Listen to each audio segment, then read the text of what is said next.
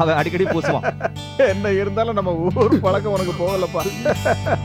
சொல்ல வந்த விஷயத்த சொல்லுங்க. அத நீயே சொல்லுமா. என்ன? உன்னோட கல்யாண விஷயம்தான்ப்பா. நாங்க நினைச்ச மாதிரியே நடத்திடலாம் இல்லையா? நாங்க ஜோசியரை வர சொல்லி இருக்கோம். அவர் வந்ததும் முகூர்த்த தேதிய குறிச்சிடலாம். என்ன? கல்யாணமா? வந்த உடனே கல்யாணத்தை முடிச்சிடலான்னு நீ தானப்பா போன்ல சொன்ன. மறந்துட்டியா? பொண்ணு யாரு? அதான் அந்த ராமநாதனே சொன்னானப்பா. அமெரிக்காலயே பொண்ணை பார்த்துட்டதா. உனக்கு அந்த பொண்ணை பிடிச்சிருக்கிறதா சொன்னானே. ஓ ஓ.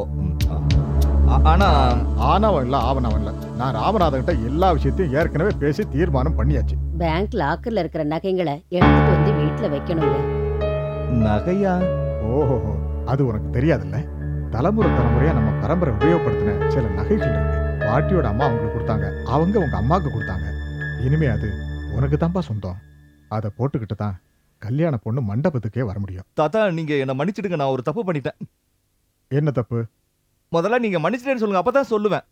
எங்களுக்கு தெரியாம நீ கல்யாணம் ஏதாவது? இல்ல அதெல்லாம் இல்ல. பின்ன பாட்டி, நீங்களாவது மன்னிச்சிட்டேன்னு சொல்லுங்க.